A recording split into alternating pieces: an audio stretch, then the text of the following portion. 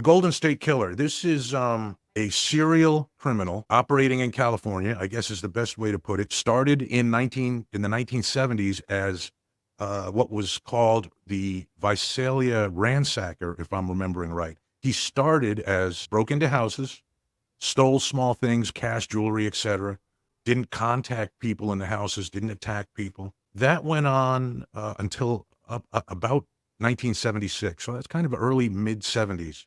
They had this crime spree there. Then this person appeared in the Sacramento area, and he was called the East Area Rapist. Crimes definitely escalated.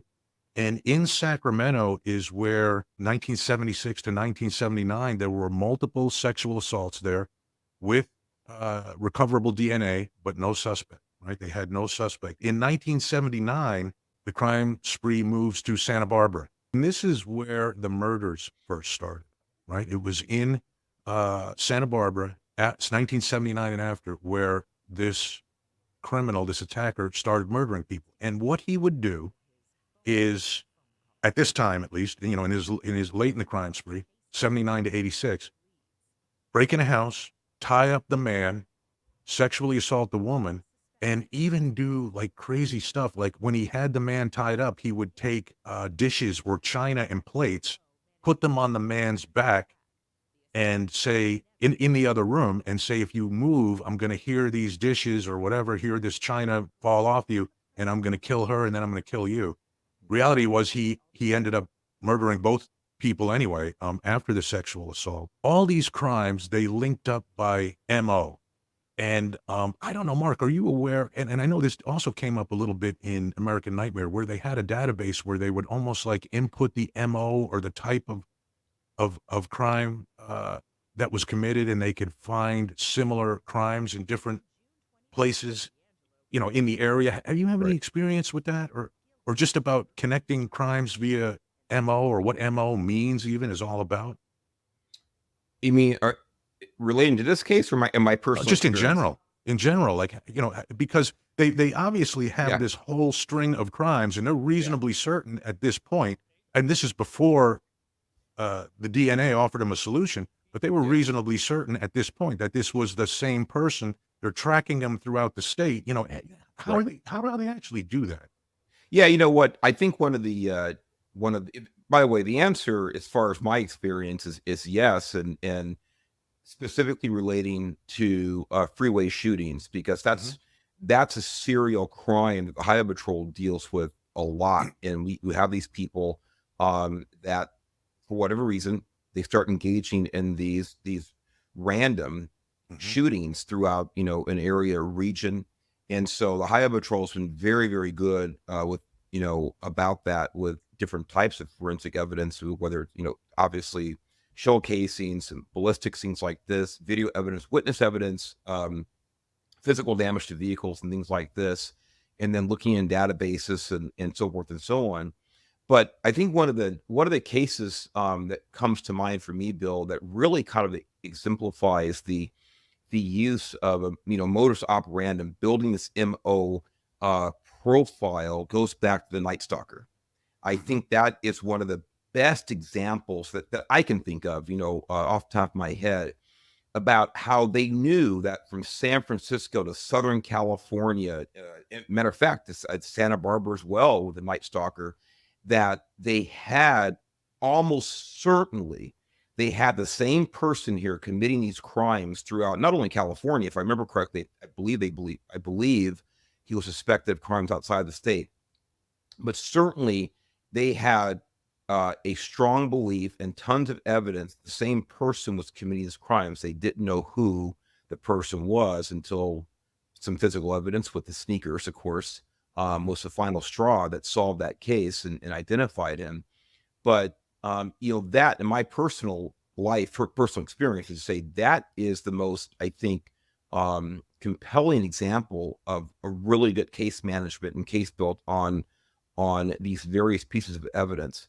The DNA, of course, is, and we're going to talk about this, that's kind of the nail in the coffin, so to speak. And I think it's really important, um, as we get into this, to really realize how much other work goes Hmm. into building these cases. And I have my strong opinion about what law enforcement did in this particular case, but it does not take away from the fact there's a tremendous amount of good old fashioned cop work that goes into building these cases. It's not all about or just about the DNA. No, that's 100% true. And we'll talk about that as we move through this. An interesting point on this case, never a single fingerprint. He I didn't always, know the that. attacker, he always wore gloves. Mhm. He always wore a mask. And then, Mark, in 1986, the attacks just stopped. And it's interesting. What did you find any information on the theory behind why the attacks stopped in 1986? And do you know what this criminal, what his occupation was? You know what? I read two articles on him, and Mhm. well, on the DNA aspect of it. So it wasn't specifically on him, but it involved him. My answer to that is no. Interesting. So he was a cop. He was a Oh, you cop. know what? I've forgotten that. Yeah, I he was forgot. a You know cop. what? And And that was in one of the articles. Again, I remember I was kind of offline for 2 days I hear you. in urgent care, but I remember that now that he was previously a cop. That's right. And Yeah. here's the fascinating thing, Mark. These attacks stopped in 1986. In 1986, it was the first time in the United States that DNA was used in court to secure a murder conviction. So the theory is that Uh-huh. he was very aware of what, well, obviously he was very aware of evidence, crime scene processing, etc. And he knew what he was leaving behind, but he didn't think anything could be done with it. And then all of a sudden in 1986, when he realized, well, I've left all this DNA behind, and now that's out there, that's in evidence, um, that could be a problem for me. And all of a sudden, the attacks stopped.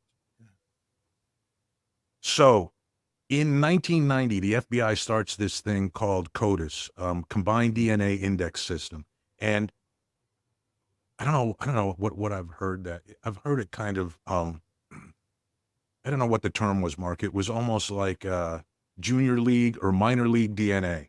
Hmm. The real experts in this field call that minor league DNA, and I don't know enough about DNA to know what that's about. But in other words, you could not use that DNA.